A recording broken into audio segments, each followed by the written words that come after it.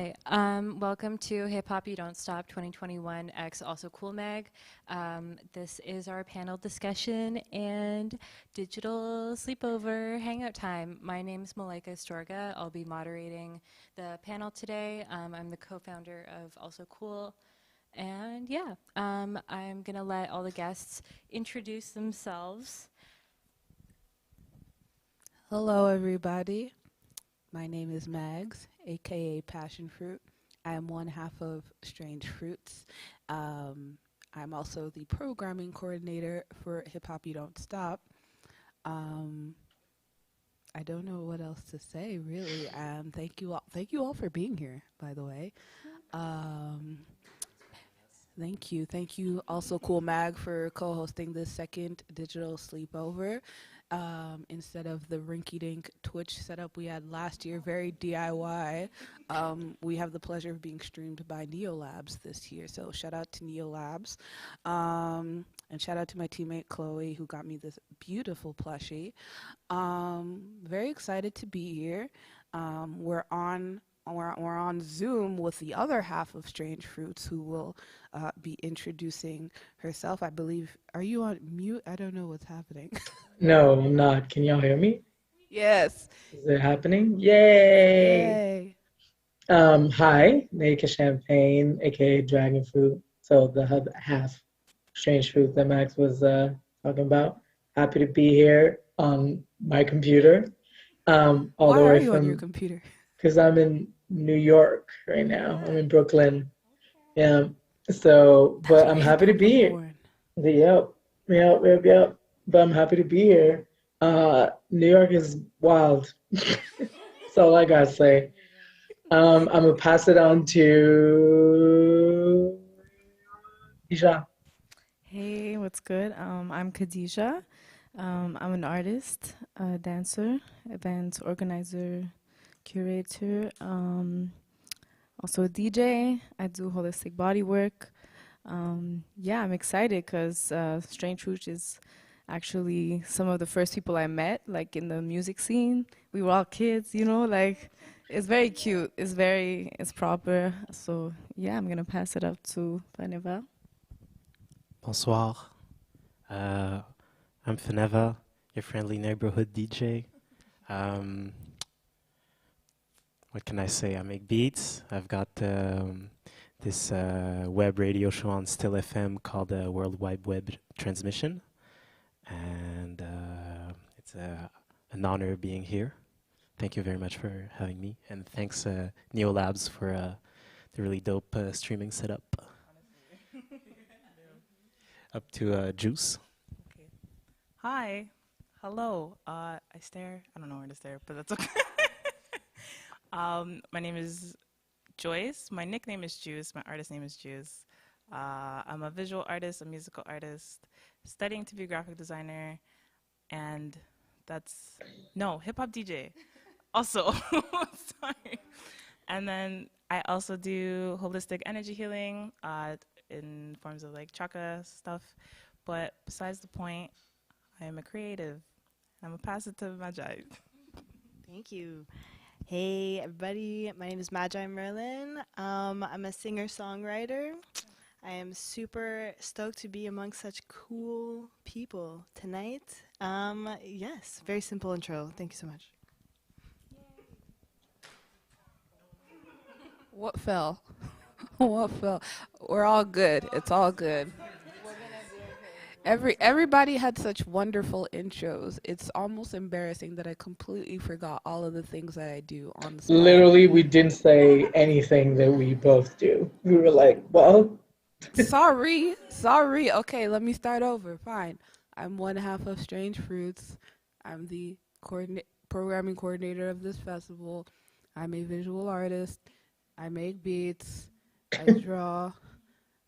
I organize events. I've founded a few things. Should I go? Should I go back too? What did you say?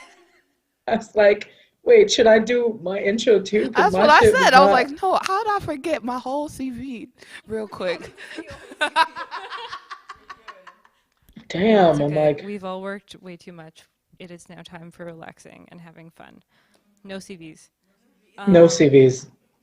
So we did an interview earlier this month, I guess, kind of talking about what hip hop and other genres can mean to an artist, how they can become gendered, the different, like, I don't know, facets of the culture, and that's something we're going to continue to talk about tonight.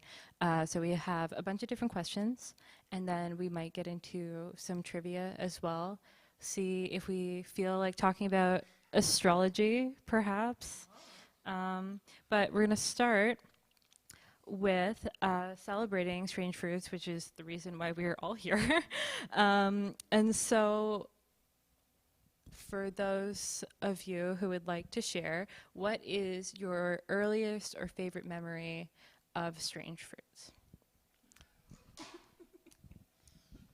Well, like I said, they were some of the first people I met, like in the music scene, and I was very young, but I was doing this film about this event called the Cypher. It was like a hip hop and soul jam session. If you know, you know, especially like the first years. And I interviewed them, and it was very like everyone in that film. Like I still know to this day, you know. So, and every time I've seen them perform, I'd say it's my favorite. My favorite, yes. It's like one of the best things I find about like art and let's say community is like seeing people grow over the years. So it doesn't matter like how often you see each other or what you're doing, like you're still just you're there, you know, no matter what's happening around. So yeah, it's a beautiful thing. We're on our remix tape also. Yes. You have to talk about it. I mean, there's other questions. Okay, my favorite memory of Strange Fruits was the Pride event that they performed at. We got backstage passes. We got to see a lot of like, we got to see a lot of cool people. And I don't know, it's like just seeing a lot of people kind of do the same thing, but like express their creative talents like to the public, like really inspired me a lot. And like new connections that I made in the past, like I'm actually good friends with like a lot of people through them. So I just want to say thank you and I love you. And yeah, I've known Naika for a very long time. And Yeah, I don't know how long, but that. I And then like since like I think 2014, even like 13, I guess, because it was at yeah, Dawson. Yeah, Dawson. yeah, Dawson. a while back. And then I knew Mags by association of Facebook, but never in person until like 2018. Oh, they can't hear anything because we're on the mic. Oh, so you can't hear what you said. Okay, that's fine. Anyway, I love them.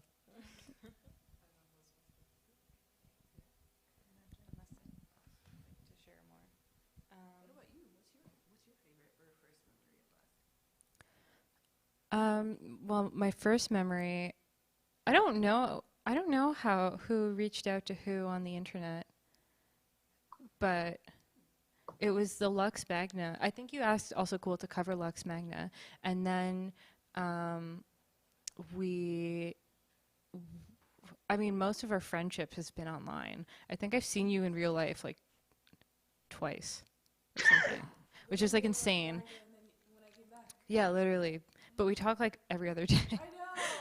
But that was like that event was really nice, and it was like just like a beautiful like chaos of people and astrology and like music and like, you know, pre-pandemic life.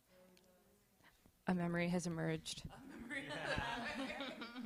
So I just remembered, I actually played Lux Magna, I think. It was like, I did. I totally did. And it was a super fantastic event, and that's actually where somebody, like after my set, someone asked me if I was a water sign. And that's where that memory came from. We were talking about that earlier, so I thought I should mention it. I am a Taurus. That's So moving on to the next question, which is kind of a big one, so take what you will from this and don't feel the need to say anything that will stress you out. So that being said, how has the pandemic affected you artistically and personally? That's a personal ass question. Next. Well, this is why I said, you know, it doesn't have to be stressful, but to continue it, what are some things that you're doing differently now that you weren't before? So, like, I'm thinking, like, how have you learned to, like, care for yourself and take care of yourself and others and this kind of thing? Because this is what I would like to know personally. But also, like, how are you feeling about this, like, idea of, like, back to normal or re-entering society or whatever? Like, because I don't think that there is a back to normal. And so then what, I don't know, what would you like the new normal to be? This is a lot of questions. So, Mags is ready. What have I started doing differently during the pandemic? Despite what it may look like, saying no more. Say no. No is a complete sentence. Hey, do you want it? No. Hey, we'd love for you to. No. There's a show. No. No. No, thank you, but no. You know, because the thing about the pandemic is that people have now realized how many things can be done online and remotely. So that means people are going to be sending more requests for you to do things online and remotely. So it just means you're going to burn out faster and more often. So you got to learn to say no more, because with events IRL, you know, there's only so many things you could do, like in a given week or a month or whatever. Online stuff, forget about it. There's something happening every hour all the time, you know? And like now, actually, how I got this job to be the festival coordinator, because last year I was working remotely from the United States doing social media for this festival. And then I ended up curating half of their lineup. And so then they gave me this job. So now you get thrust into so many great opportunities, but because that is a thing that is possible now more potently and more quickly, you realize, how did I, what? You blink and you realize it's like 7 months later and you're doing 7 different things that you forgot that you agreed to. And you're like, this is not good. So I learned to say, I would like to think I learned to say no more, but at the very least, that is my advice. Do you want to answer any of the other questions? The other questions were personal art. Pay me. You know, cut the check. Honestly, no, there's a lot of things that I do in the artistic realm that I do because I care about these events. I care about them having the platform that they deserve. And I feel often that when there are certain events that I feel like could benefit from just a little nudge in the right direction, I'll just go and do it. But then when it starts to snowball into me doing 5 other people's jobs, pay me. And that applies to everybody else who finds themselves in that situation, especially queer people of color, queer black people, trans black people. Like, they have a lot of things to contribute to every aspect of culture, and they're being wildly overused and underpaid.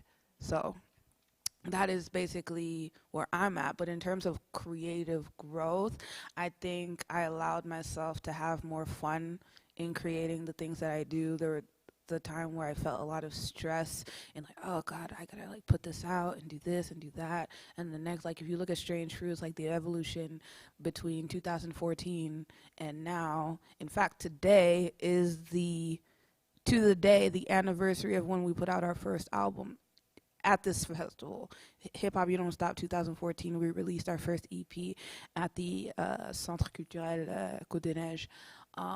And you know, the first like 4 years of that was like, oh, we gotta stay relevant. We gotta say yes to every event. We gotta, you know, hurry up and do this album and blah, blah, blah, blah. And then when I ended up leaving, like I I wasn't removed from the country per se. I was turned away at the border, but that's another story.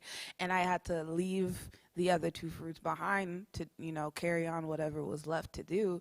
It made us realize, okay, we got to prioritize certain things. We got to not feel the need to say yes to everything and really focus on the things that we want to do.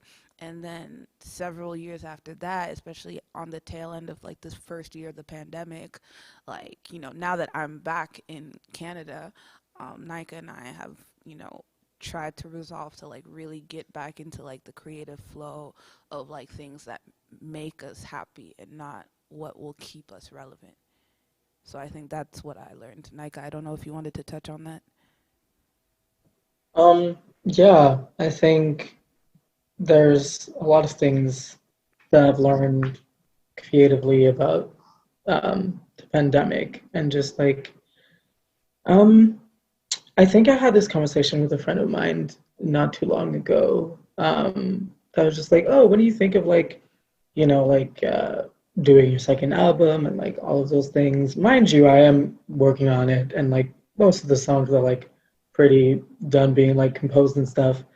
But I was oh, I'm really more in the mood of just singing and playing guitar and just doing covers and just posting that when I want to, posting that when I don't, not posting it when I don't want to, because also they were just oh, it's been a while since you posted something, and I was I don't always want to, and I think the pandemic made me realize that sometimes I just want to be in my room and just create something and then send 25 voice memos to Mags and be oh my God, I've created this riff. Oh my God, look what I've done on this loop pedal and blah blah blah, and with still in mind that we could do something with it, and and it happens. I'm this could be a really cool riff for a Strange Food song, whatever. But there's not this we need to go write this down pen to paper right now, and just kind of have more of this exchange of this excitement of being able to just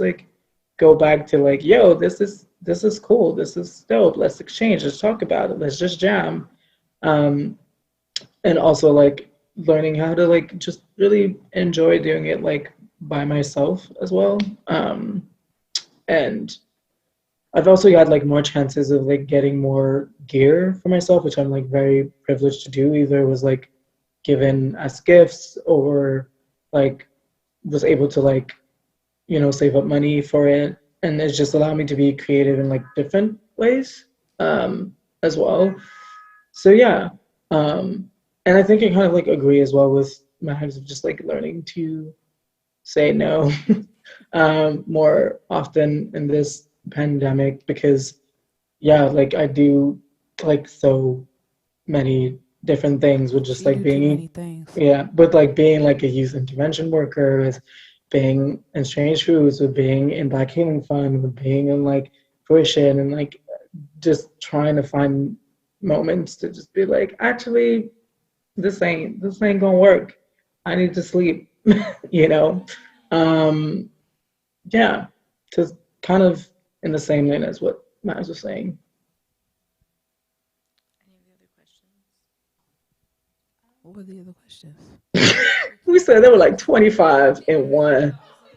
Yeah, I'd say, yeah, this is. So the first question was about the pandemic in general, personally. So for me, it was hard. I'm not gonna lie. On the other side, I know some people became more prolific, producing more, but me, it was the opposite. I didn't feel I felt living and healing more than producing like a machine. I realized that before the first lockdown, I was doing a lot, too much, and even though I'm still doing a lot, the time that we had, I'd say specifically during confinement and lockdowns, I really appreciated being able to slow down in some ways, physically speaking, going to so many places. Yeah, but there's a lot to it. It's hard to speak about it in a easy way, I would say. I also became less attached to like labels, like, oh, I do this, so this is, so I'm like valid. It's like, no, I can be nothing. Like, it's okay. Also, I think when previous generations saw like certain ages as like, oh, you're like an adult, you have to have everything figured out. But I think the pandemic made a lot of us realize like, oh, time and age and all these things are trivial. And even if we knew before, experiencing it like on another level, learning how to be is actually my priority. Yeah, I don't know. I'm trying to remember the other questions. Okay.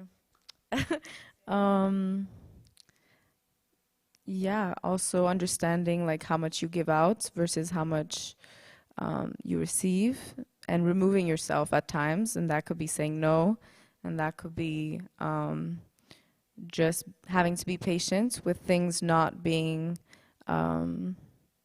like an easy thing to go through, like just, yeah, being able to recover from everything. I would say, because a lot has happened personally and universally. Yeah, I'll pass it on. What was the question again?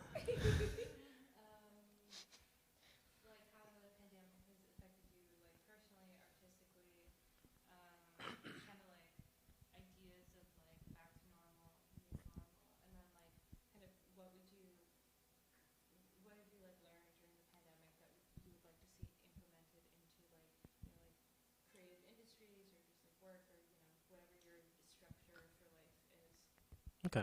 Um, well, before the pandemic, I was working as a DJ in bars, and so the bars closed, and I lost my job as a DJ. So while in like as the like lockdown started, and we weren't sure how long that was gonna last. I wasn't sure like how long I was gonna stay without like a DJing job, and that kind of puts you like in limbo, I guess.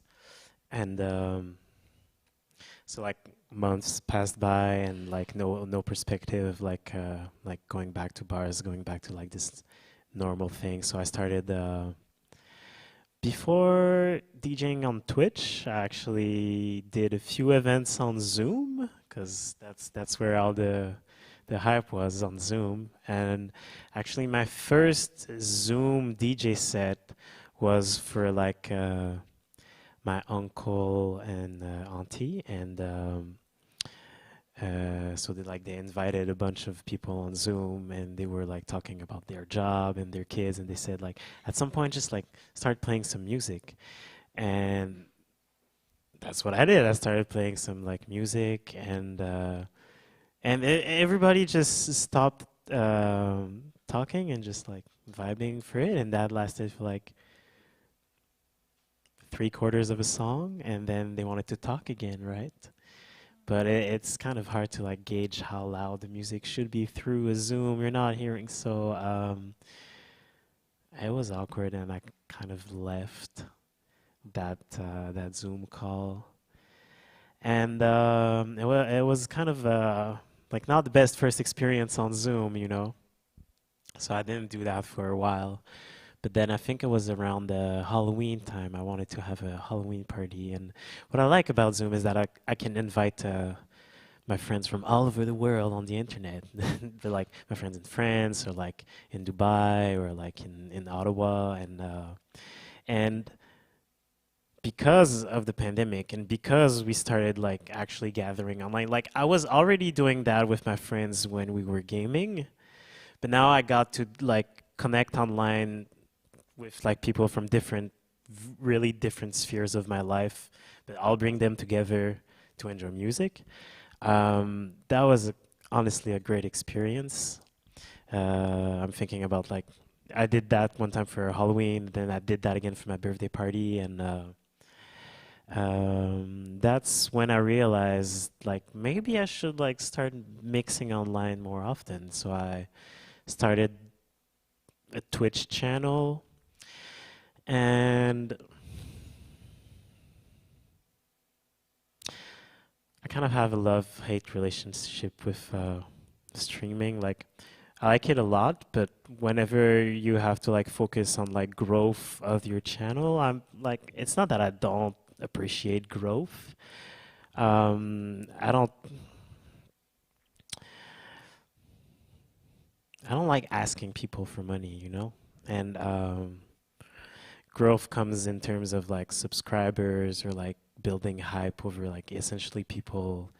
Like there are other ways to like have numbers without people like paying money on your Twitch channel, but it's definitely a big part of like having your channel and branding yourself. So what I do like about Twitch is like interacting with people, and at first I thought like my thing on Twitch would be like accepting requests, but Twitch chat isn't that big on like asking song requests, at least not for DJs, I guess.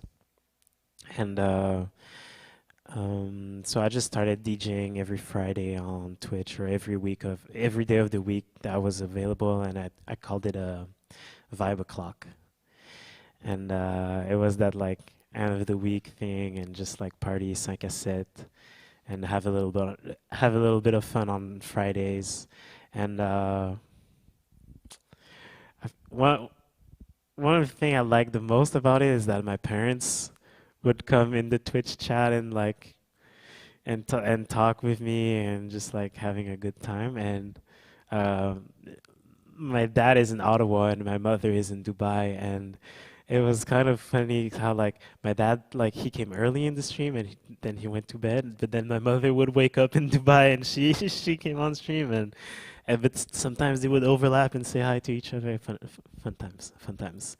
But then I stopped doing Vibe O'Clock because I was changing apartments.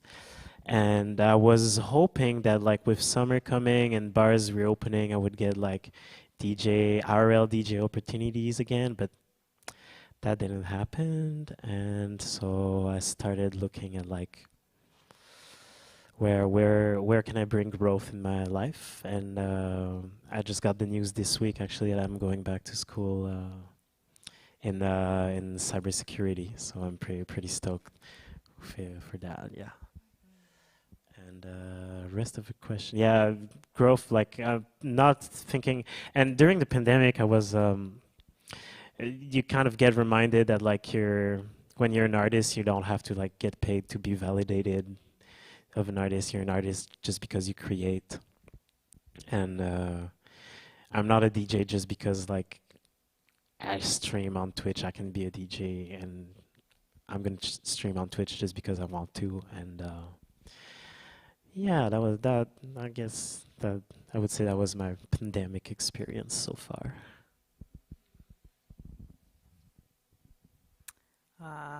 Okay. For me, the pandemic, how that affected me artistically, I guess, and personally. I guess I'll start with art. Well, it was both because I want to be an artist, but just the way it affected me like shifted. So before the pandemic, I was working at like a video game company as well as just doing music part-time. I was getting a bunch of music gigs in Montreal and Ottawa, and potentially getting to do gigs like in other places in Canada and stuff. And then the pandemic hit, and I was just kind of in a limbo. I wasn't in a bad place. I wasn't in a good place. I was just like neutral in the middle. I was trying to figure out like how did I want to present myself to the world as an artist, since a lot of the things as an artist you can't do anymore. So that involved a lot of research in terms of like, should I make a website? Like what type of art should I make that people can like what type of art should I make that I like? Music was also a very difficult endeavor because I like to get in my head a lot. I don't like getting in my head a lot, but I do that sometimes. And when it comes to art, when it comes to music, I tend to be a perfectionist, so I don't release anything because I'm like, it needs to be on top, like top notch, like perfect and shit. And then I had to, during the pandemic, I just had to learn that like nobody's perfect. It's impossible to be perfect. Sure, there's like, I like make video games references a lot. So like there are some people, let's say for Guitar Hero, they can get 100% multiplier. 100% like accuracy, and then they'll be fine, they'll be perfect, cool. I'm not that person though. I'm the type of person that can get like 100 accuracy, but like not the greatest multiplayer. But I like playing Guitar Hero because it's fun. Like, why the fuck not? It's music. You're pretending to play guitar. How cool is that? So, yeah, just during the pandemic, I had to learn that like I really just need to be compassionate with myself, because as much as I see my music in a different light, like some people do get inspired by the things that I make. So that gave me a little bit of hope that like, okay, I can make things and be happy for it, and then share it and potentially collab and share with other people as well. But still, I'm on that route where I'm like, I want to be an artist, but how do I want to be an artist? So right now I'm taking graphic designing, seeing if that helps me a little bit. Trying to see if I can Twitch stream my art, but that involves confidence and me trying not to be shy. And and like, I guess how the world, the world? Who's that? What world? Everything's so different. Everything, the new normal, old normal, nothing makes sense to me. So at this point, I'm just like, I might as well just vibe and do the best that I can. Yeah, and like, yeah, and if opportunities come up, opportunities come up. And if I'm like, fuck it, let me just do my thing, I'm gonna do my thing. But when I'm ready, I don't know when that will be, but it'll happen. So I don't know if I answered any of the questions, but I'm gonna pass the mic anyway. That was perfect. Thank you for sharing, everybody. Amazing. Yeah, so for me, before pandemic, I worked at a hotel slash cafe situation. And honestly, the pandemic, and as I said this, I'm aware of the privilege that I have. That it was honestly, I like needed to stop doing things. I had to like take time to like figure my shit out as a person, as an individual for like, I think 6 months or however, I don't know, maybe 6 months. I wasn't really doing music. I was journaling and like reading books and like getting to know myself. And I think having that time made me like a much better musician. One thing I did learn, yes, is a universal income is needed, because people need to just chill out and like figure things out for themselves, you know? And I found like before the pandemic, I would try and do music. I would try to like fit everything in and also work so that I could survive. And it was extremely distracting. Like I would not be able to be doing what I'm doing now if I didn't have that time, honestly. I think would have taken a lot longer for me to get here. But yeah, it's definitely something that I learned, and I hope that happens for everybody. And yeah, I think, is there other questions? Sorry, I keep oh, amazing. Thank you so much.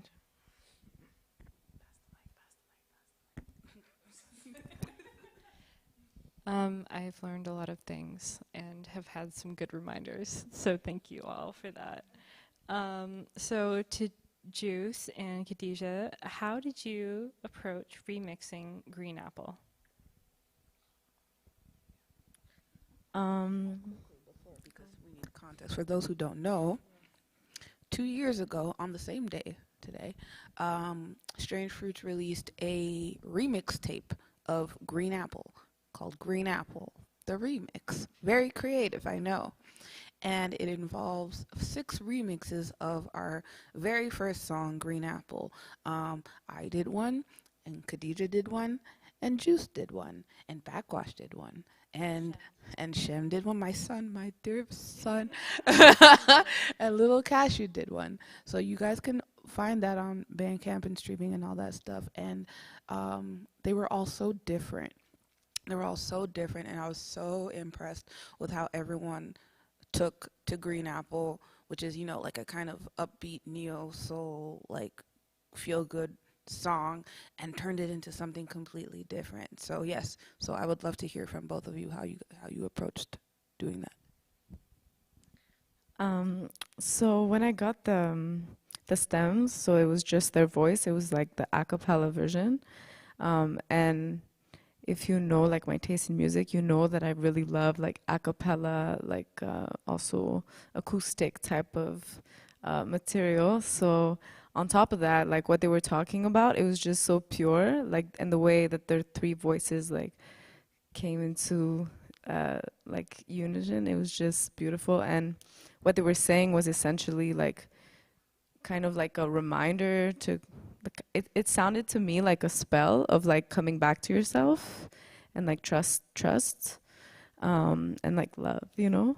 And so when I started producing it, I actually made it very quickly. It was just like after just fixing like the mixing that took more time, but like making the beat itself was very quick because I didn't want to like go with their voices. I wanted to bring it to somewhere else, but I wanted it to like kind of, because they're guiding you, I wanted the music to guide you somewhere, like take you on a trip. And I like that type of music in general, even as a DJ. So yeah, I included also like samples, chants, like tribal chants.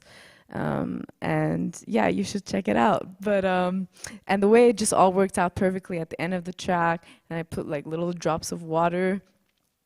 And also you should check out the visuals. Mags made visuals for videos for all of them, and it was anime, and like the one that you chose for mine was just perfect. It was like dumb on key, like it was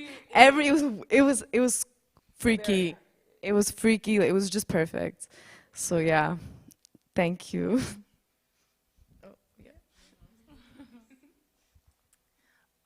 I'm gonna be very transparent. I had a tough time with this song. I just I could not. I'll okay. FL Studio, not my thing. Do not like it. Will never try again. Love Ableton. Sorry, I'm sorry. Switch to Ableton.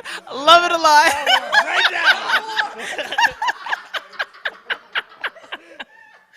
now. I'm so dead. Yeah, so I don't know, man. Like, Ableton was just giving me such a difficult time. I was just trying to do things in certain ways, and it just wasn't working out.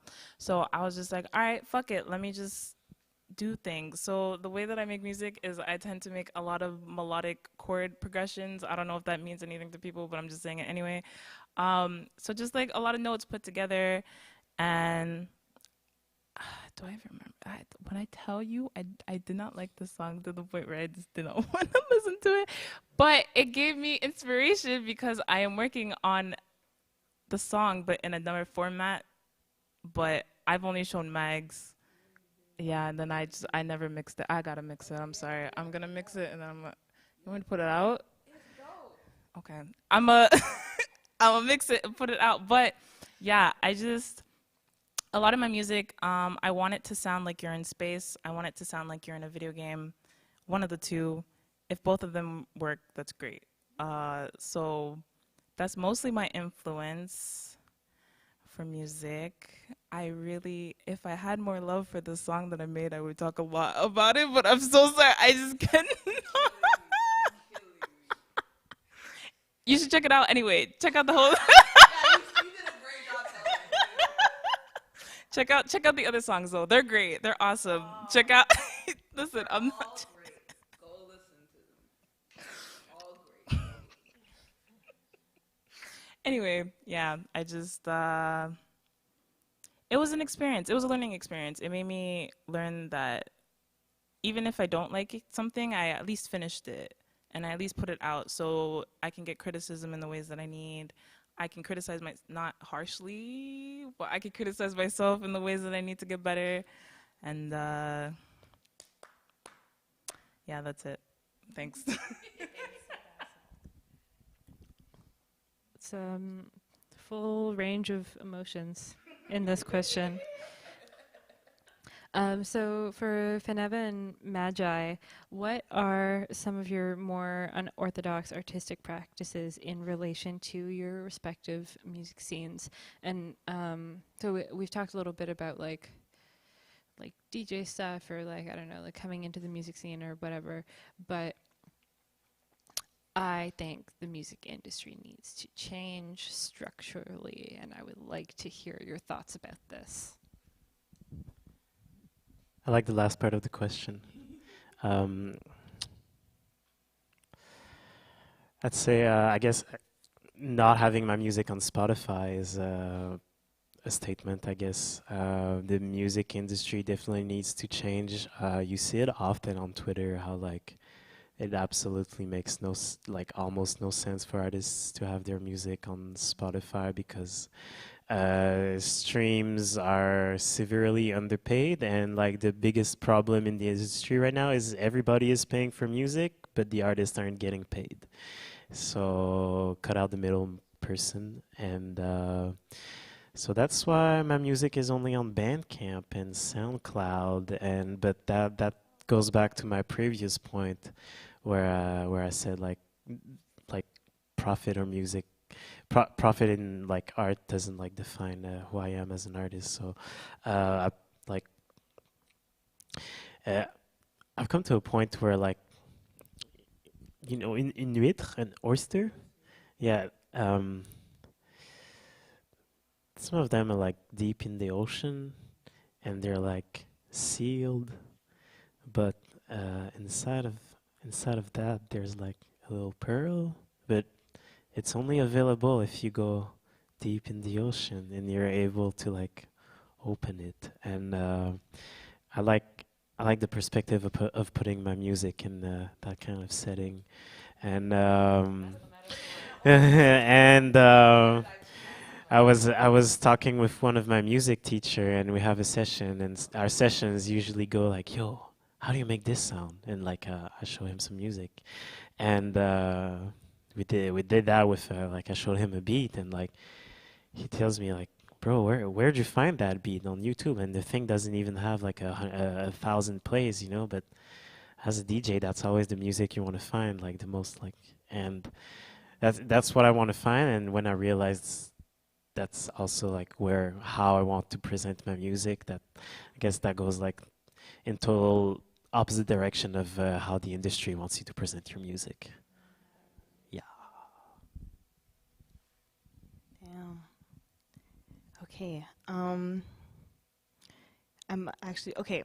So I definitely 100% agree about the streams. Oh my God, I think we all do. That definitely is. It's kind of evil. I also think that like the music industry is sort of rigged for the most part, and it always is dependent on who you know. Even if your music's like super sick, it's like, does the right person think it's sick? And then that's when you can really start making waves. So that kind of sucks.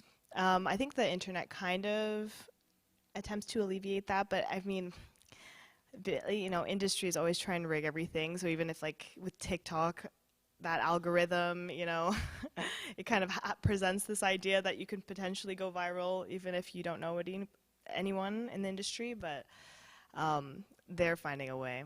Oh, I can sense it. Yeah. Yeah, unorthodox. I don't know if I have any unorthodox practices. I mean, I lately have been like getting really inspired by the books I've been reading in terms of like writing and stuff like that, and I find I often find non-musical like things as inspiration for my writing, so maybe that could be unorthodox. Yeah, lots of like topics in books like existential crises. I was reading like Eckhart Tolle, and like spirituality is like super inspirational to me. So yeah, thank you.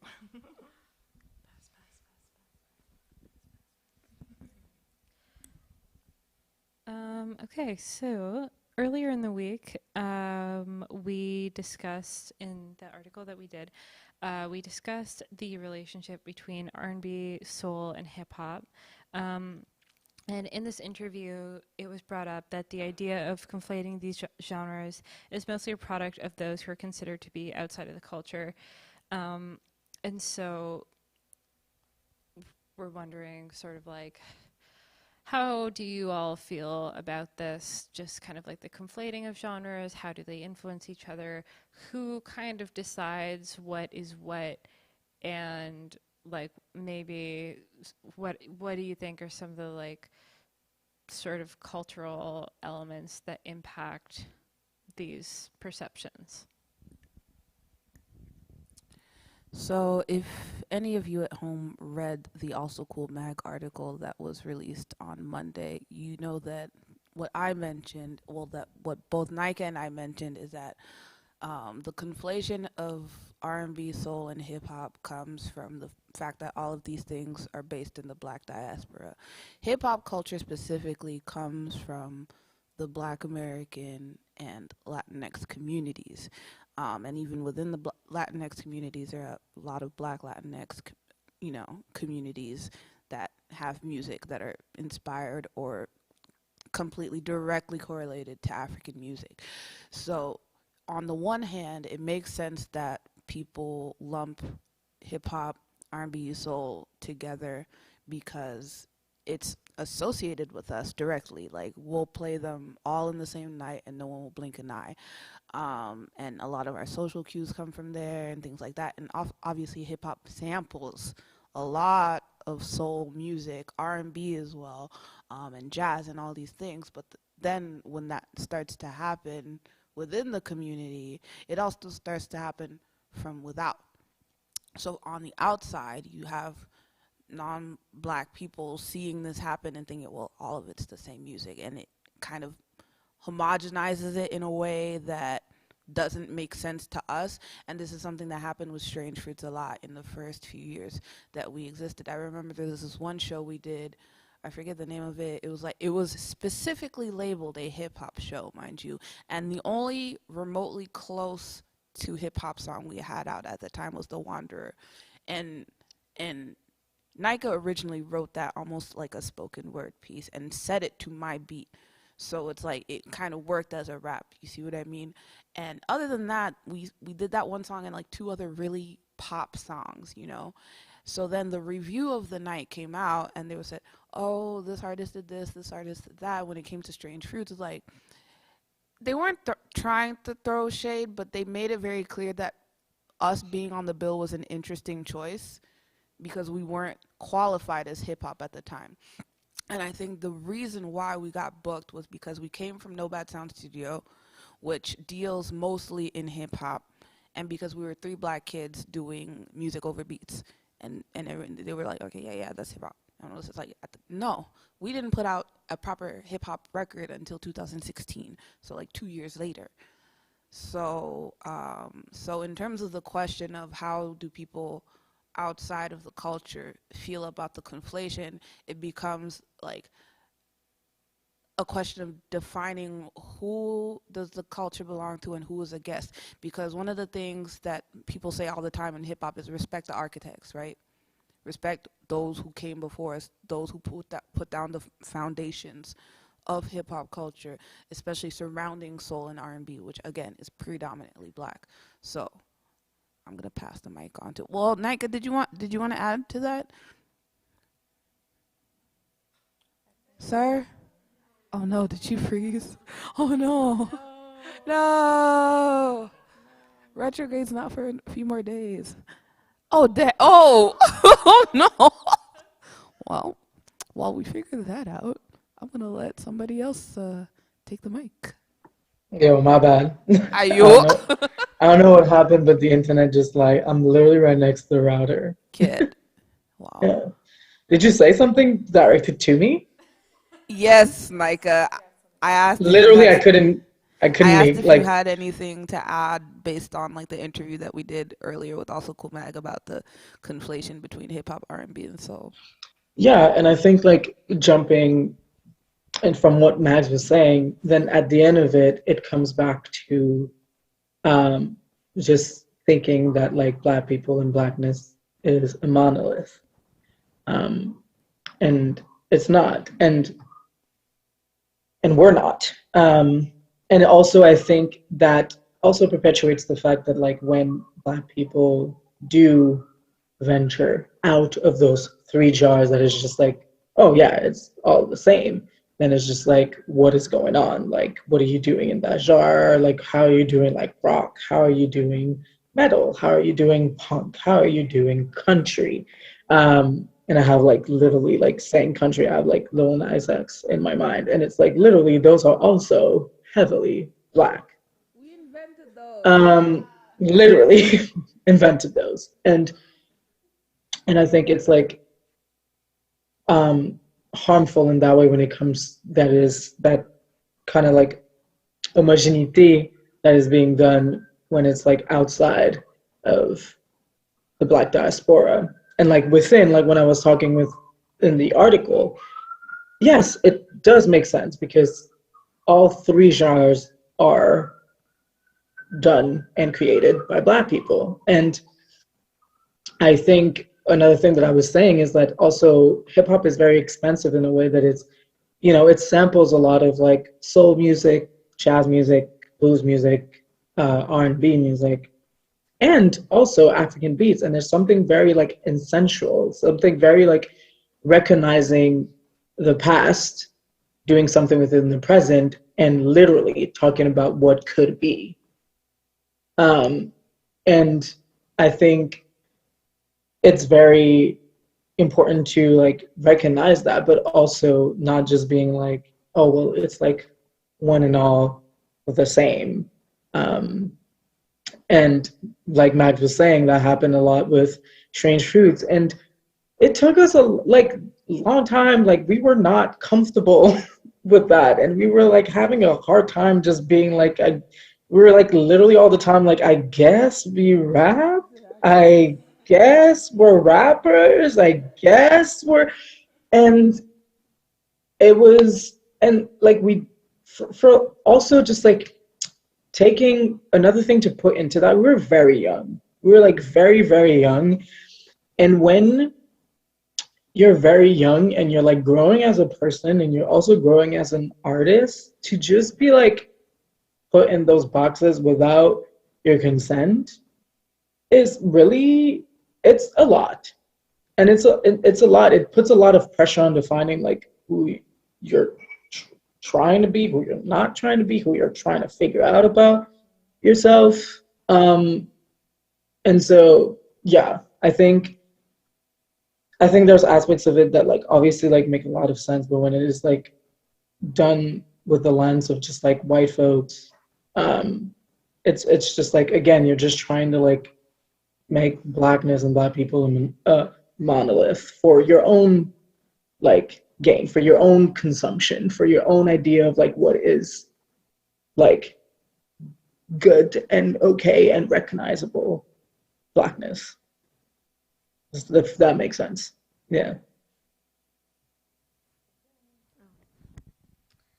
Well, I think I'll mention the aspects of like eras and, you know, depending on the history of each genre, like even though they've had ways that they like connect since the beginning, you know, over time, and the older a genre is, like the more it's gonna evolve and adapt.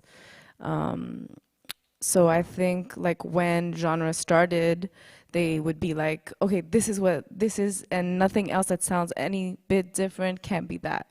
And I think over time, like so a lot of artists who've been inspired by like different genres, they will, when they create their own style, there's elements of different genres within it.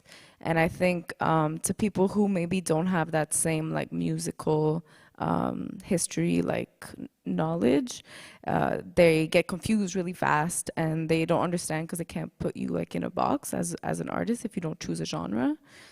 But like the reality is that over time, as many genres as there are, these will keep expanding, but obviously like don't forget where it all started and don't forget who started it. And you know, like, yeah, like as much as like you don't have to label yourself, at the same time I think it's important to recognize what is it you're doing and where did you learn this way of like expressing or proceeding or like having that relationship of your voice to the music, you know. And sometimes that process takes a very long time. So that's why I say like, especially for like people who are guests in the culture, like myself, like I would say that it's important to take your time and like not jump the gun and be like, oh, this is what I'm gonna do, because you know, there's a lot of respect that goes into it and understanding of yourself and like, what do you have to say truly, and should you say anything at all, you know, like as much as you're consuming, you know, you don't always have to reply to something that you're receiving. Yeah, I'm pass it on. Oh, okay. Ooh,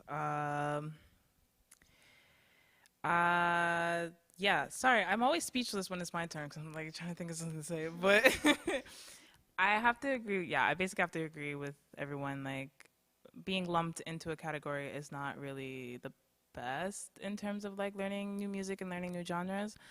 I personally don't think I fit in the hip hop community or in the R&B community because my music is a little bit tad weird.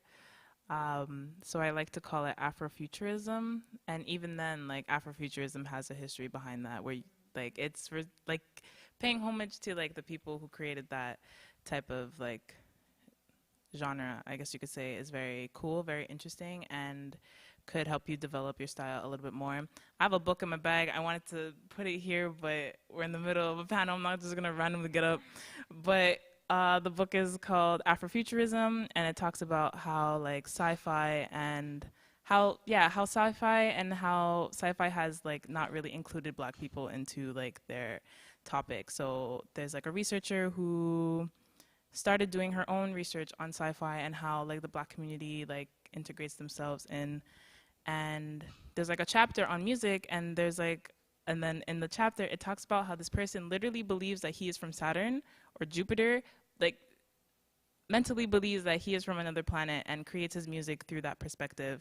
And through him, a lot of people like kind of branched out into it. So like Erykah Badu, Janelle Monáe, Jimi Hendrix, George Clinton, just like a lot of people were like influenced by this like one person. So knowing that this one person created a whole generation of just like inspirational music that's like different from the other is really cool.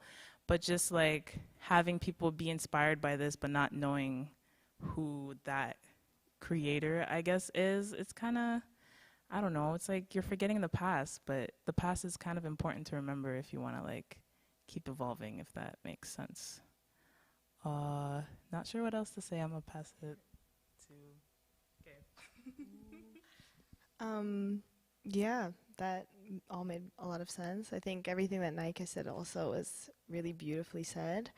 I find it so insane that places like the Grammys and stuff, they just slap the word urban, and then that's the Black music. It's offensive. And it's I think, yeah, offensive to art in general to try and box people in. I think it limits it's limiting what people can do and what they're capable of. And yeah, especially the Black community that is just full of like really fantastic artists and musicians who are always like itching to create new things. So it's like, why just cast us as this one thing? Yeah, that is my word on that. I agree with everything being said. I just didn't have anything to add, so. I think the only thing that I can add, like, as like I don't make music at all, and I cannot make music. Sir, you do not know. But I write about music all the time, and part of my job is to, you know, find the right adjectives for what I'm hearing, and I try really hard to go outside of the genres that are in the press kit, because I've seen one too many interviews with artists where they're really frustrated that they get pigeonholed into one genre or another, and then they also are not able to evolve as an artist and take their music somewhere else in the future if that's what they want to do. And I think that artists should be allowed to do this. Like, doing the same thing forever is maybe unhealthy. I don't know. We can argue about this later. But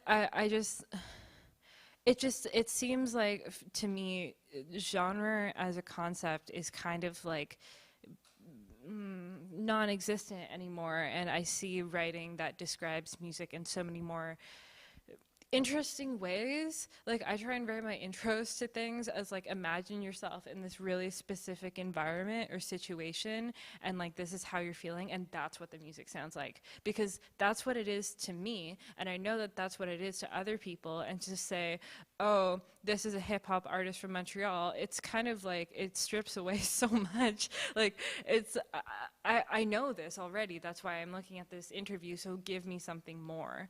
And I don't know, this is my opinion. But like, whatever, genre is like non-existent, and like, I think someone who's like a really great example of this is Backwash, because and it's something she's kind of talked about too, is like people pigeonhole her as one thing or another, but she does so well in like horrorcore, like metal communities, and then also like all the communities that we've been talking about. And these are not communities that often overlap, but I think that the fact that she's able to do this and continue to like develop her craft into this like insane, beautiful world, it's just like a perfect example of why these things are silly, you know? Anyways, this is the last question, but what is your stance on the queer representation in the Montreal hip-hop scene, and what changes would you like to see, and how? And I'd like to expand that to like the general like creative or like music community, arts community, whatever. Max is ready. Of course I am. I got a lot to say. So, if we want to talk about the latter half of that question in terms of queer representation in the music and artistic scenes in Montreal in general, is very white, is very skinny, very cis-normative, a lot of purple hair, you know, turf bangs and piercings and whatnot, and yeah, anti-O and all that shit, which is great. You should be anti-O, but like anti-oppression. And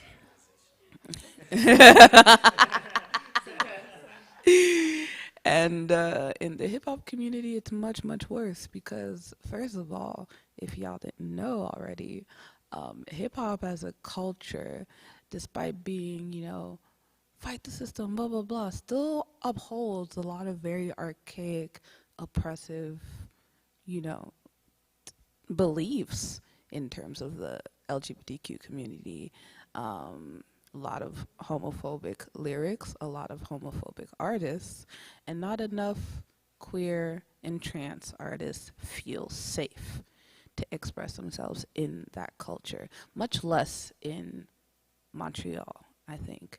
I think a lot of the times when a queer artist expresses themselves in hip-hop, they are known first as a queer artist before being known as a hip-hop artist. When Strange Fruits started doing more queer events, we found a lot of, you know, friends, we found a lot of new followers, but it became, they're that queer group that happens to do hip-hop, you know?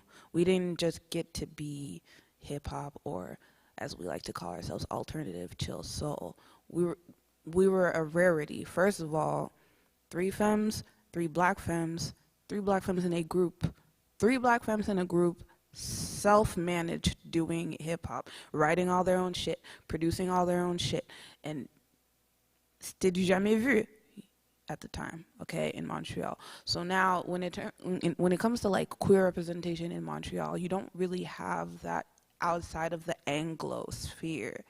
Like, you got artists like Holly, you got artists like Backwash. Most queer artists that I know in Canadian hip-hop aren't even in Quebec. They're all in Ontario, you know what I mean? And then you got a few DJs, but then, like, when you look at artists like Sarame, for example, who is a queer artist but does not label herself as one. She's one who's mainstream and doesn't need to be part of the queer community to thrive. Like, she's doing great on her own, and she just gets to happen to be queer, you know, very happy in her WLW relationship. They're very cute, by the way. If y'all follow them on Instagram, adorable. But no one necessarily labels her as a queer artist. So it has a lot to do with accessibility to certain success, right? Where it's like, how successful do you need to be before you just get to be an artist instead of a queer artist? Look at Backwash, though, on the other hand. Super successful. Like, if you saw her progress, like on a chart, it would look like the letter J, because it's just wild to me, you know? But she got so many of her starts within like the queer and anti-oppressive communities. And then when she started coming up, it's like, this is the trans representation that we need, and blah, blah, blah. And she got pigeonholed a lot for that reason, you know? So it's like, do I become successful first before I start talking about queer issues that affect me and my kind? Or do I have to start from the bottom doing gigs with the queer community and then coming up and then being like the poster child for the queer success story in Montreal? Look at Keitra. A black, gay, Haitian man just won 2 Grammys, but nobody is referring to him in regards to the queer community. So I'd like to see what y'all make of that. Does Nika want to say? Does Nika want to say? It's because you're not here, and I forget sometimes. I'm sorry. I miss you, friend. I'll be back soon. Come back. Vas-y. Do you have something to say? No, I'll let the others say stuff if they want to. Wait. I think there's far from enough in Montreal.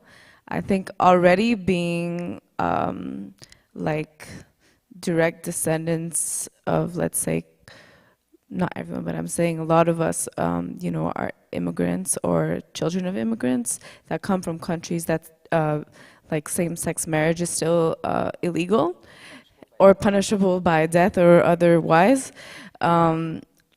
It makes it so that like not only do we have to have that like appreciation of ourselves within the system, but also within our cultures. Like so, it's many. We're fighting like many different cultures that are telling us be like this, be like this. So a lot of us, it takes more time, like to come like.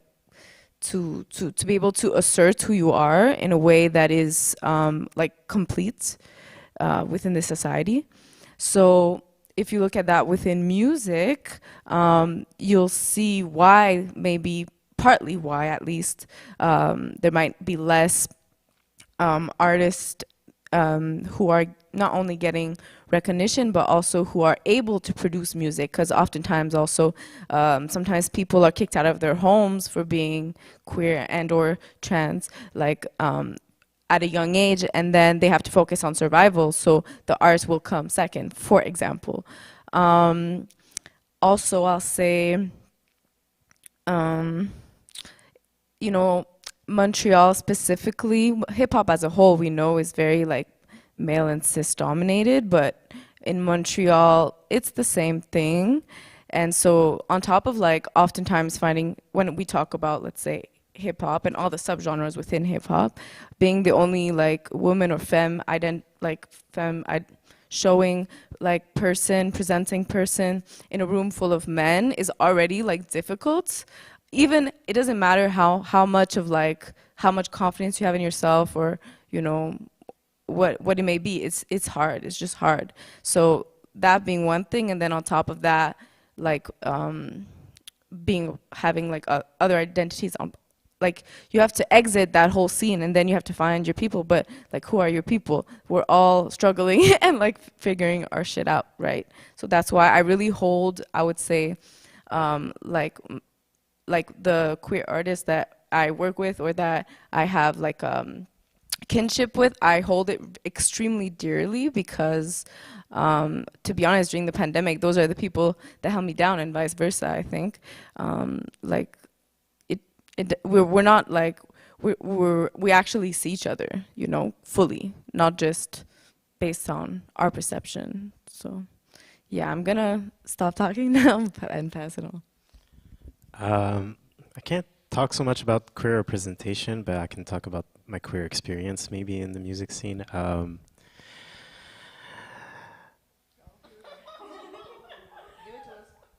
All right, TLDR being non-binary is being invisible.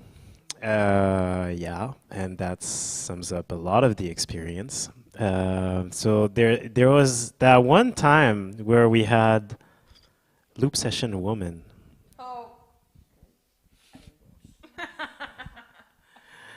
Um, I guess I'm also curious to hear your opinion on that. But I'm gonna say my experience with loop session woman. I got there, and maybe that also has to do with how I view the world as a non-binary person. But I just got there and like made beats, you know. It's loop session. You have a heart, you make a beat. I go there. All right, let's go.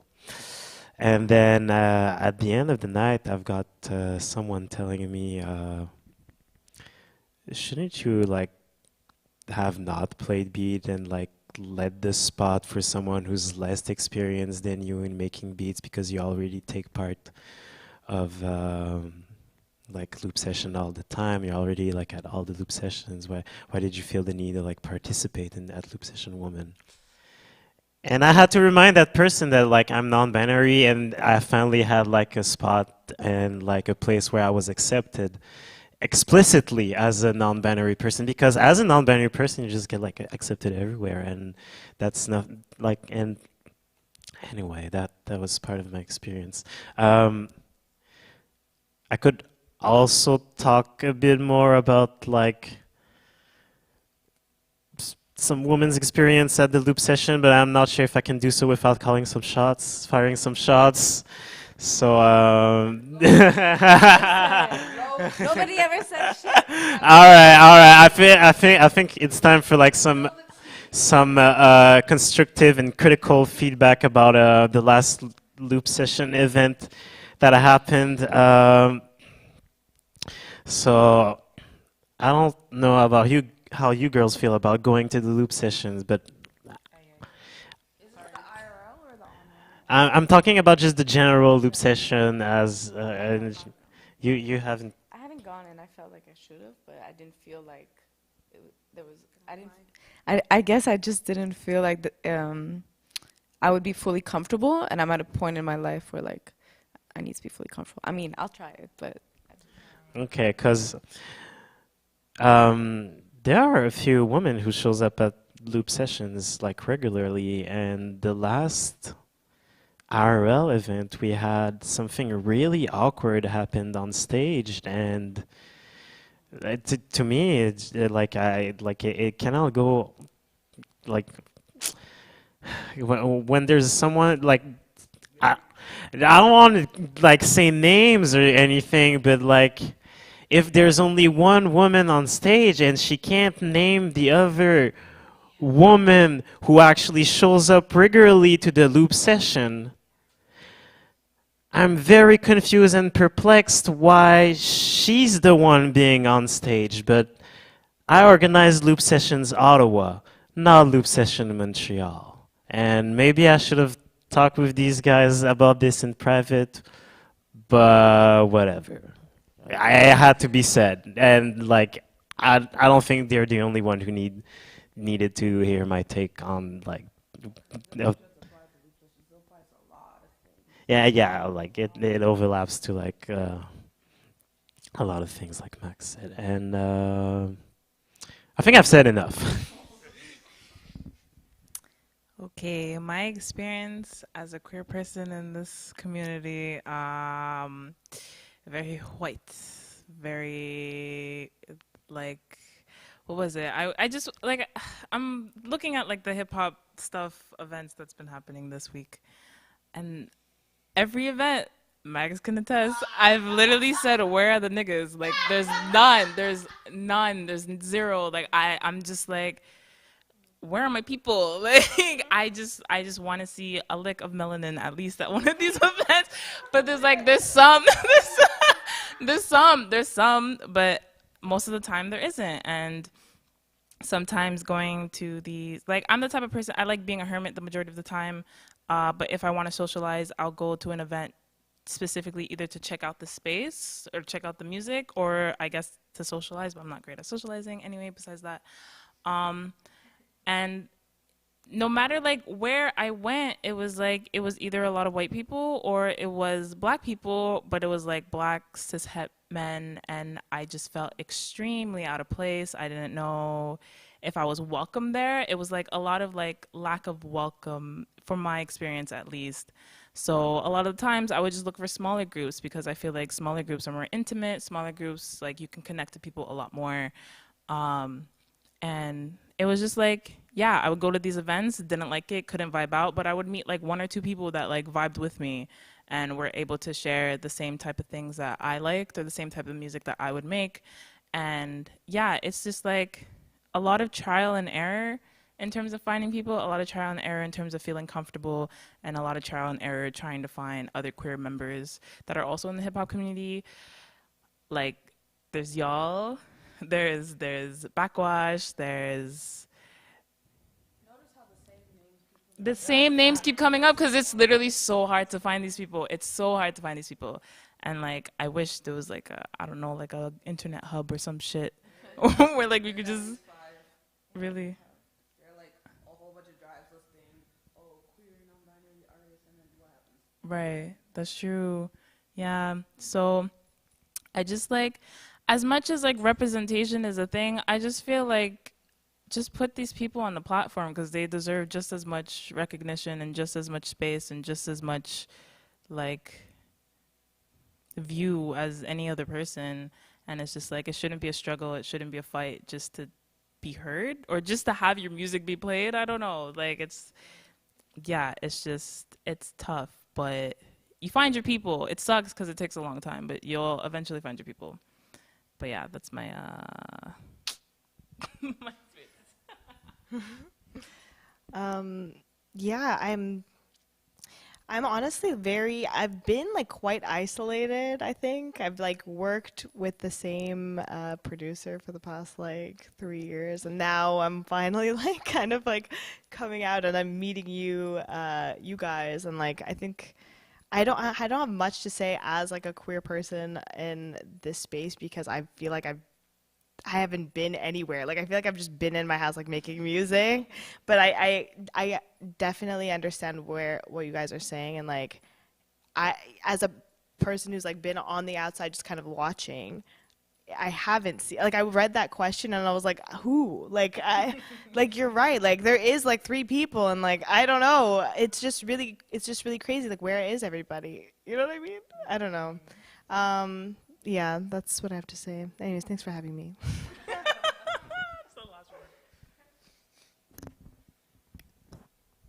I have a few thoughts. One of them being, as either immigrants or children of immigrants, sometimes coming out is not an option. And so there becomes this like definitely like white queer, like tender queer complex of if you don't tell me exactly what you are, you're not included. And that's like insane to me. And I think that it's really definitely important to like protect communities, you know, keep spaces as safe as possible, but like you can't like the expectation for people to know exactly what they are, feel comfortable being out publicly online is not fair. And that like some kind of balance needs to be achieved here because like it's just I don't know, something about it like doesn't sit right with me. And then also as like someone who receives a lot of PR, sometimes I can tell in the press kit that the only thing that this press agency focused on about the artists is the fact that they're queer. And I'm like, I actually like don't care. Like it's great. I just want to know if I like their music or not. Like I'm a queer person. I facilitate queer spaces. They're going to be included no matter what, which, but like, like, okay, like, thank you for the like fun fact, but like, just send me the SoundCloud link, like, God. And I don't know. I think this is like it's like it's a difficult subject because like obviously representation is important, you know, making sure that that spaces are safe is important, making sure the right people are there, like all these things like are integral for our safety and like for community building, but also it becomes a performance that is very draining, can be dangerous, and I don't think is always needed. So I don't know. I think also part of it too is like in terms of like where is everyone? It does come down to like resources and like do white queers have more access to money and like someone's paying their rent and sometimes it's not them. Like for real though, and is this how they can afford a publicist? Maybe. Like the majority of the emails I get are for white people, and I'm not like, I don't know. It's just like this is like my entire inbox, and then like 30% is like more the community that I see around me, and I'm like, why though? And yeah, and I think it comes down to resources. It comes down to like, you know, knowledge sharing. Like no one tells you how to write a press kit, no one tells you how to email people, how to be professional online, how to have a website, you know, have a portfolio, like put your like no one tells you how to do distro, like, you know. And like I think like all of these things contribute to like a whiter scene in general and a more privileged scene, and like I don't know, it's just like it's yes, definitely. These are the things I have noticed. I wanted to add on to what Malika was saying about representation for representation's sake. This happens to a lot of artists where spaces that are typically very cishet forward will find a popular queer artist and say, hey, do you want to come play on our thing? And they're like, why? Oh, well, we thought you were cool. Do you know what I do? Does it matter? And it's like, kind of. Because, like, for example, if you're like an Afrobeat artist and this is a electronic festival, it's like, why are you booking me? Have you actually done your research? And then they like pull some excuse out of their ass about diversifying. And I'm like, listen. If you're going to book us with your chest. Like actually want us there, actually have a reason to want us there. That isn't we fit the bill for your quota. Okay, we got to fill our queer quota. Then find a queer artist that actually does something relevant to your project, not just for the sake of putting somebody on there to say, see, we have a queer, and it's like, but we have a singular queer. And there and not only does that not make your organization look any smarter or any more woke, because now the war is on the word woke. Thank you to Frankie Legs for that. It doesn't make the artist feel safe either, because it's like not only do they now have to make themselves small because they are not in a space where they feel safe to be their queer authentic selves, now they also have to prove why their art is valid in this space, because it's like, do you see? And I'm just like, no, man, like actually try, like put in an effort. I don't care that you have pronouns in your bio. If you're not trying, it's not going to work. Aussi simple que ça. All right. Did you have something to say? No, I'm okay. Yes, I agree. Wait, I have something to say.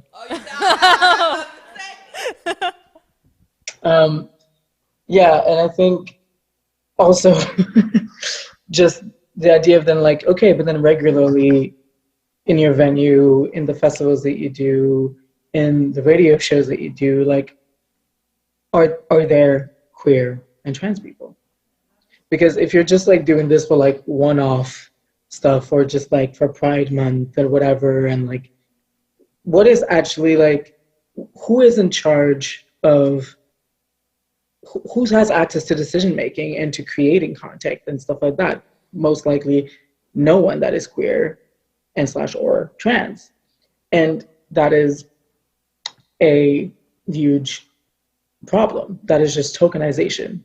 And we can just call it that. And also, when we're talking also about, just for example, tender queers, or most of the times, a lot of times white, and then they're going back to what you're saying, Maya, just like, oh, well, if you do not tell me exactly how you label yourself, what your queer identity is, then like you cannot be here. It is not like safe. We need to know like every aspect of your sexuality and your gender in order for this to feel safe, is not accessible. It is not accessible, and it can be like extremely dangerous. But I think also the reasons why is because a lot of white queers just really want to hold on to the fact that they're queer or trans or non-binary, and just be like, see, I am also like oppressed. I'm also discriminated against, and that is why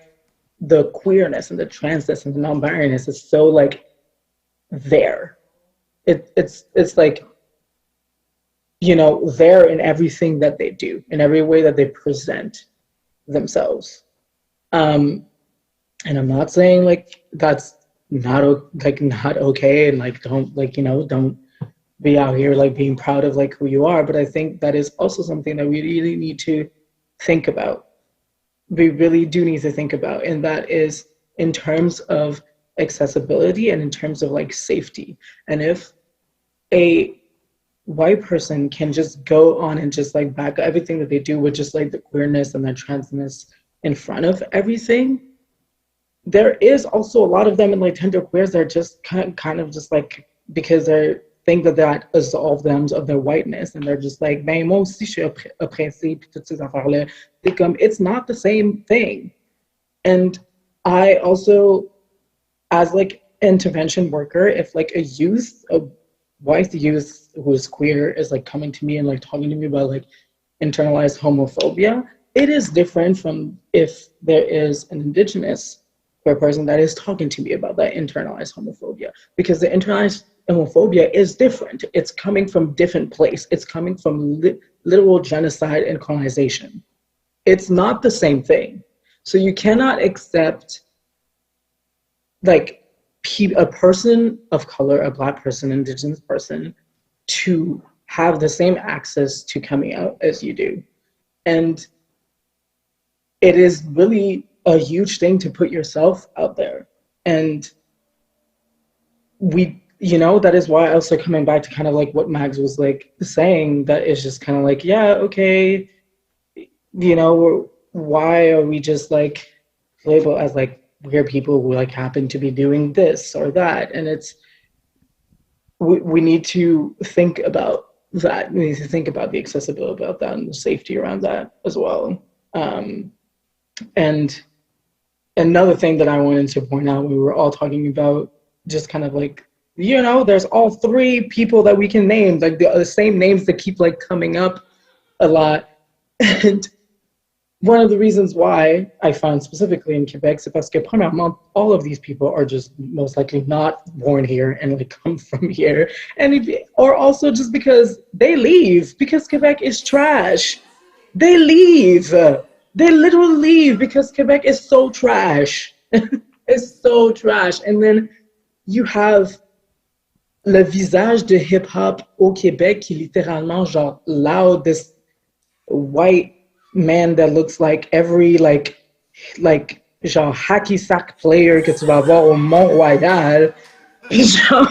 And like this is what is happening. Puis ça prend que genre une personne quitte for you to be like, oh, this is like happening. And also I think also je rentre dans un autre sujet, but I think also we need to talk about nepotism. I feel like there is so much nepotism like going on in Quebec. It's like insane. And I think there is something as well that like for like people of color and black people and different people that just like happen to like make it a lot as well too. What kind of like happens is that this idea that like you can't like collab with people outside of your circle, and that kind of makes me like wonder like again, are we like actually like here for like the community, or are we actually here to just like be in like our circles of friends and just like keep it so impossible for people to have like access to like like yeah, like learning all those like skill based things of like grant writing, putting on a press kit, um and literally like helping each other out that I feel is just like not really happening here. Not really. And it's sad. It really is sad. But then there's cute events like this where we like share stuff and are here together. And I think it's like starting to like be more of a thing that we're actually like, no, we need to really like radicalize the way that we do say we want to show up for community. And that doesn't just mean like notre cercle de gars, de chum de gars, genre, you know? So, yeah, that's what I wanted to add. Thank you for sharing.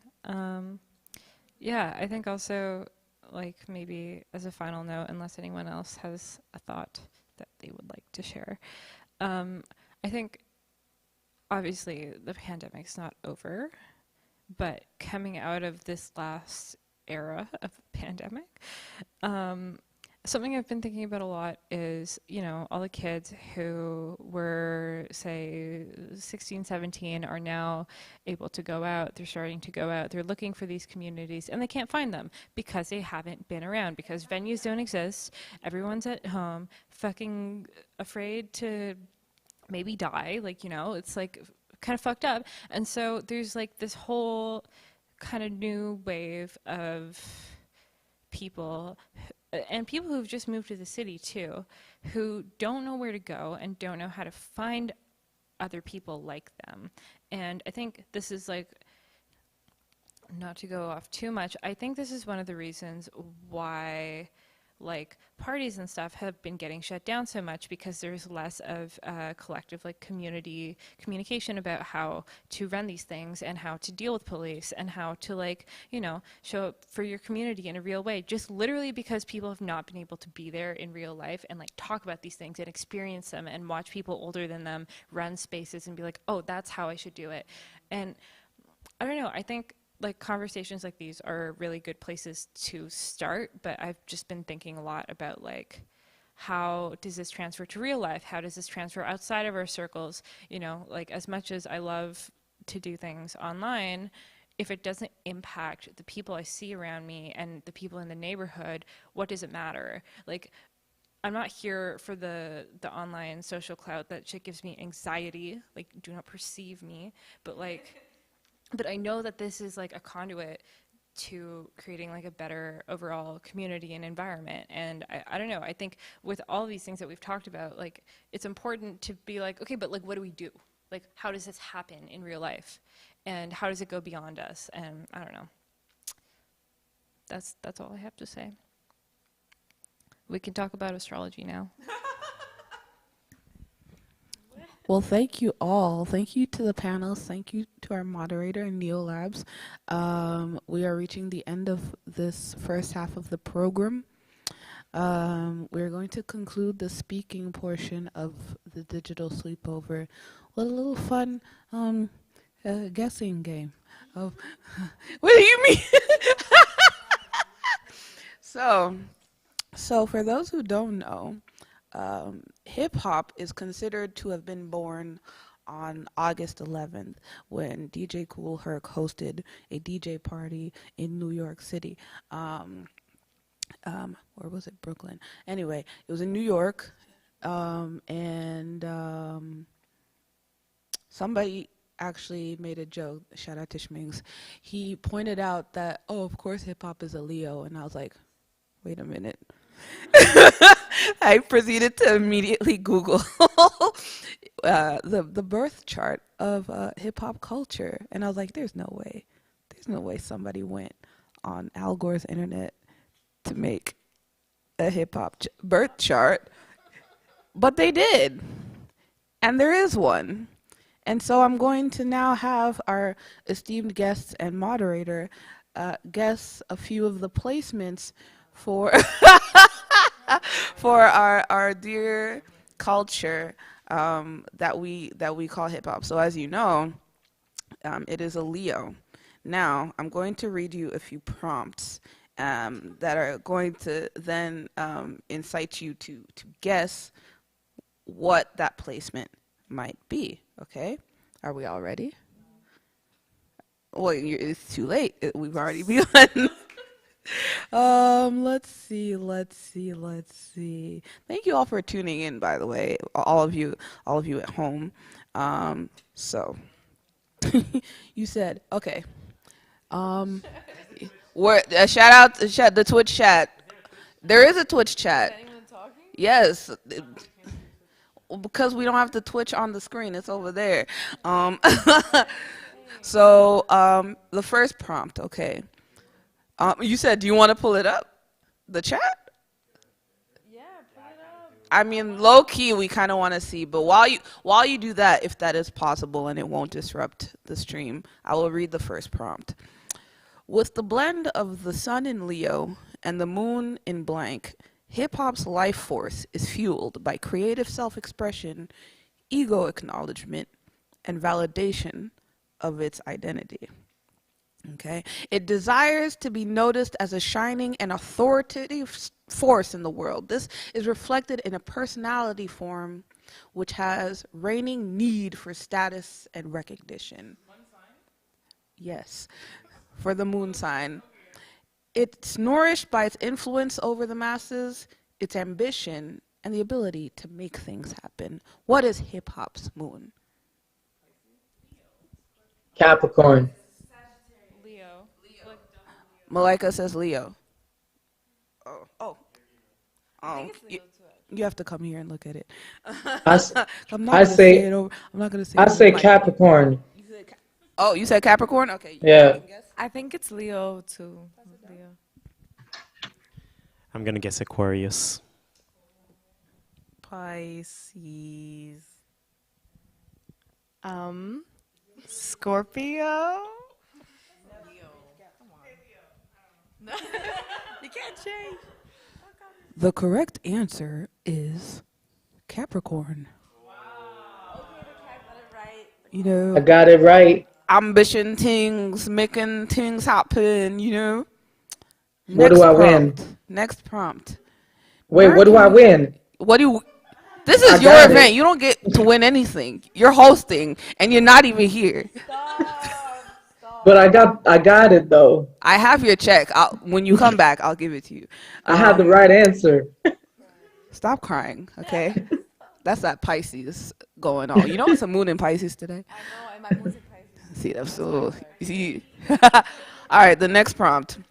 Mercury in blank's communication needs center around oratorical flamboyance and the unquestioning self-assurance which makes heroes and heroines. What is hip-hop's Mercury? And for those at home who don't know what that means, Mercury controls your communication and learning style. Wait, 2 secondes. Peux-tu le redire? Ça le bug pour moi. All right. Mercury in blank. Communication needs center around oratorical flamboyance, okay? And the unquestioning self-assurance which makes heroes and heroines. Oh, shit. I'm ready. Sagittarius, because mine is the same and I know that shit. I'm gonna guess Leo. I don't have a guess, so I'll just say null. Sorry. Sag. Wait, I'll say, what's that other one? Oh, no, sorry. The other fire. Oh, Aries? No, I'm not going to guess Aries. What the fuck was the thing? I can't guess. I'm sorry. I'll say a fire sign. That's all I'll say. Gemini. The correct answer is Leo. Think about it. All these motherfuckers rapping, bravado, boasting, showing off. That has to be a Mercury in Leo. Doesn't it? You know? Right. We'll do one more, and then we'll get into these DJ sets, right? This is in regards to the Venus. There are regular and sometimes volatile discussions about what staying true to pure hip-hop culture actually means. So this might result in the dynamic of large-scale striving in the world with less thought of hip-hop's efficient functioning or competence when placed in a social and relational context. Um, You said, huh? I You said, say pardon me. I say Gemini. Gemini?